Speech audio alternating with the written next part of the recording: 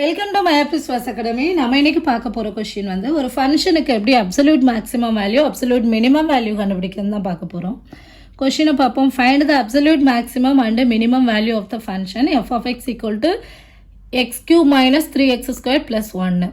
Interval கொடுத்துருக்காங்க -1/2 less than or equal to x less than or equal to 4.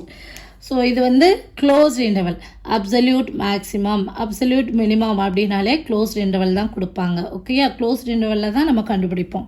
Closed இன்டர்வலுக்கு open இன்டர்வலுக்கு என்ன வித்தியாசம் அப்படின்னா, இங்கே வந்து x ஈக்குவல் டு -1/2 நம்ம எடுத்துக்கலாம். ஓப்பன் இன்டர்வலாக இருந்ததுன்னா இந்த எண்டு பாயிண்டை நம்மளால் எடுக்க முடியாது. ஓகேயா, ஸோ லோக்கல் மேக்ஸிமம் அப்படிங்கிறது நம்ம கிராஃபில் பார்த்துருக்கோம். லோக்கல் மேக்ஸிமம் கிராஃபில் ஃபங்க்ஷனை பார்த்தோம் அப்படின்னா இது ஒரு ஃபங்க்ஷன் கண்டினியூஸ் ஃபங்க்ஷனாக இருக்குது. ஓகேயா, இப்போ இந்த ஃபங்க்ஷனில் பாசிட்டிவ்லேருந்து நெகட்டிவ் சேஞ்ச் ஆகக்கூடிய இந்த டேர்னிங் பாயிண்ட். ஸோ இது C1 அப்படின்னா இந்த எஃப் ஆஃப் C1 வந்து ஒரு லோக்கல் மேக்ஸிமம். அதே மாதிரி இது C2 அப்படின்னா இந்த எஃப் ஆஃப் C2ங்கிறது ஒரு லோக்கல் மேக்ஸிமம் வேல்யூ. இது C3 அப்படின்னா எஃப் ஆஃப் C3ங்கிறது ஒரு லோக்கல் மேக்ஸிமம் வேல்யூ. ஸோ இங்கே பார்த்தீங்க, கீழே பார்த்தீங்க அப்படின்னா இந்த நெகட்டிவ்லேருந்து பாசிட்டிவ் சேஞ்ச் ஆகக்கூடிய இது ஒரு லோக்கல் மினிமம், இது ஒரு லோக்கல் மினிமம்.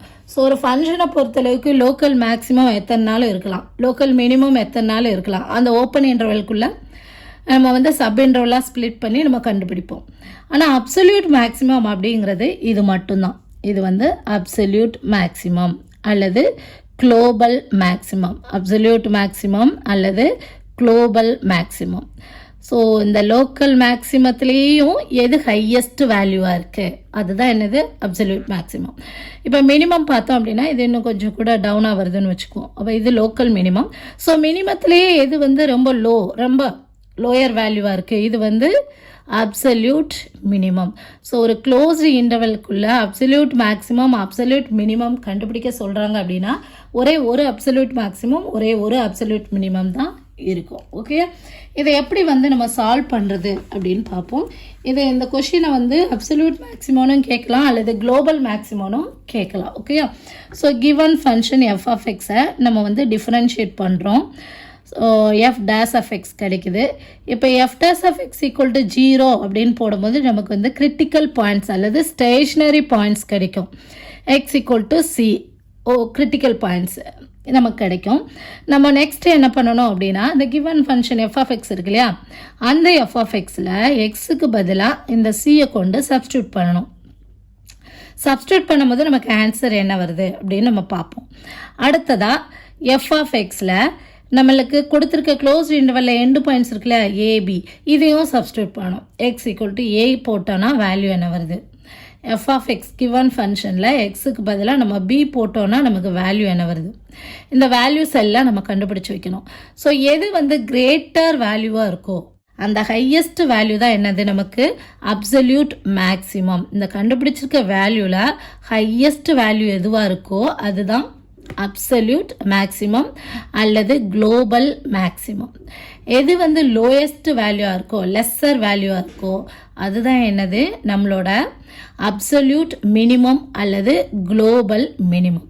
ஸோ ரொம்ப சிம்பிள் தான் போடுறது. ஓகே, ஸோ கொடுத்துருக்க ஃபங்க்ஷன் இங்கே எழுதியிருக்கேன் f of x equal to x³ - 3x squared plus 1. இதை நம்ம டிஃப்ரென்ஷியேட் பண்ணுறோம் with respect to x. So நம்ம எல்லாருக்குமே தெரிஞ்ச ஃபார்முலா தான் d/dx of x power n equal to n into x power n - 1. இதான டெரிவேட்டிவ் இந்த ஃபார்முலா. ஸோ x³ டிஃப்ரென்ஷியேட் பண்ணும்போது இந்த பவரில் இருக்கக்கூடிய 3 ஃப்ரண்ட்டில் வந்துடுது, X power 3 - 1 that is 2 minus இந்த பவரில் இருக்கக்கூடிய 2 ஃப்ரண்ட்டில் வரனால 3 × 2 நமக்கு 6 ஆயிடுச்சு, எக்ஸ் பவர் 1 டிஃப்ரென்ஷியேட் பண்ணால் நமக்கு 0 ஆயிரும். ஸோ நமக்கு எஃப் டேஸ் ஆஃப் எக்ஸ் கிடச்சிச்சு. நெக்ஸ்ட்டு ஸ்டேஷனரி பாயிண்ட் அல்லது கிரிட்டிக்கல் பாயிண்ட் கண்டுபிடிக்கிறதுக்கு f dash of x equal to 0 அப்படின்னு எடுத்துக்கோங்க. So 3x² - 6x equal to 0. இல்லை 3 காமனாக இருக்குது, நம்ம வெளியே எடுத்துலாம். 3x காமனாக இருக்குது, வெளியே எடுத்திருக்கேன். Into X - 2 equal to 0. இந்த 3 வந்து அந்த சைட் போகும்போது நமக்கு என்ன ஆயிரும், 0/3 ஈக்குவல் டு 0 ஆயிரும். ஸோ இதை பார்த்தீங்க அப்படின்னா X equal to 0 X equal to 2 அப்படின்னு 2 கிரிட்டிக்கல் பாயிண்ட் கிடச்சிருக்கு.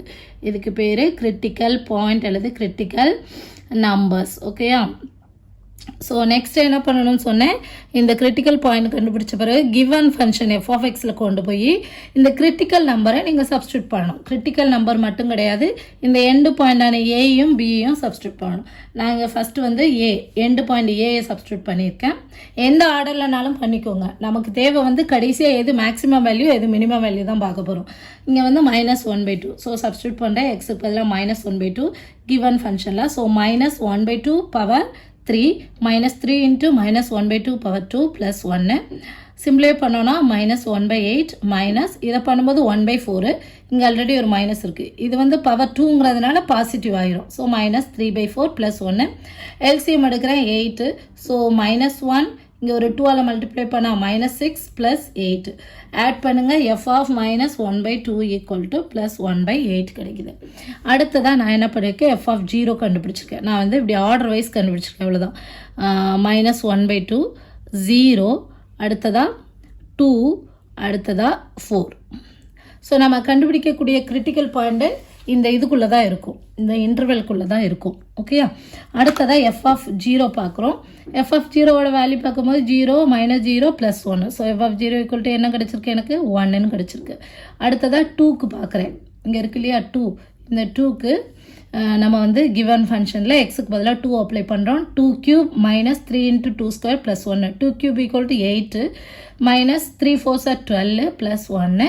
So which is equal to 9 - 12, that is -3. அடுத்ததாக 4 அப்ளை பண்ணோன்னா 4³ -3 × 4² + 1. 4³ = 64 -3 × 16 + 1. 64 - 48 இதை மல்டிப்ளை பண்ணி சிம்பிளை பண்ணுறோம், அவ்வளோதான். 65 - 48 = 17. இப்போ நம்ம கண்டுபிடிச்சிருக்க வேல்யூவில் எது வந்து ஹையஸ்ட் வேல்யூவாக இருக்குது, 1/8 1 -3 17 17 தான். ஸோ இதுதான் எனது அப்சல்யூட் மேக்ஸிமம். ஓகே, இதுதான் ஹையஸ்ட் வேல்யூ. ஓகே, அடுத்ததாக எது வந்து லெஸ்ஸர் வேல்யூவாக இருக்குது, நெகட்டிவ் நம்பர். ஸோ இதுதான் என்னது அப்சல்யூட் மினிமம். ஸோ நம்மளோட அப்சல்யூட் மேக்ஸிமம் வேல்யூ வந்து 17 at x = 4ல், absolute minimum value = -3 at x = 2ல். ஓகேயா, so absolute maximum absolute minimum கண்டுபிடிக்க சொன்னாங்கன்னா நம்ம ஃபஸ்ட் டெரிவேட்டிவ் f' கண்டுபிடிக்கணும். அண்ட் f' = 0 அப்படின்னு போடும்போது நமக்கு கிரிட்டிக்கல் நம்பர் கிடைக்கும். அந்த கிரிட்டிக்கல் நம்பரை கொண்டு போய் நம்மளோட கிவன் ஃபங்க்ஷனில் சப்ஸ்டியூட் பண்ணி பார்க்கணும். ஸோ இதை மட்டும் சப்ஸ்டியூட் பண்ணக்கூடாது, இந்த ஏபி அந்த எண்டு பாயிண்ட்ஸையும் நம்ம சப்ஸ்டியூட் பண்ணி எது வந்து ஹையஸ்ட் வேல்யூவாக இருக்கோ அதுதான் அப்சல்யூட் மேக்ஸிமம் அல்லது குளோபல் மேக்ஸிமம் வேல்யூ. எது வந்து லோயஸ்ட் வேல்யூவாக இருக்கோ அதுதான் அப்சல்யூட் மினிமம் அல்லது குளோபல் மினிமம் வேல்யூ. புரியுதா? இந்த வீடியோ உங்களுக்கு புரிஞ்சதுன்னா நீங்கள் மயோப்ரிஸ் மேத்ஸ் அகாடமியை சப்ஸ்கிரைப் பண்ணுங்கள். கணிதத்தை புரிந்து படிப்போம். Thank you. For more videos, like, share and subscribe to Maya Prismas Academy. Thank you.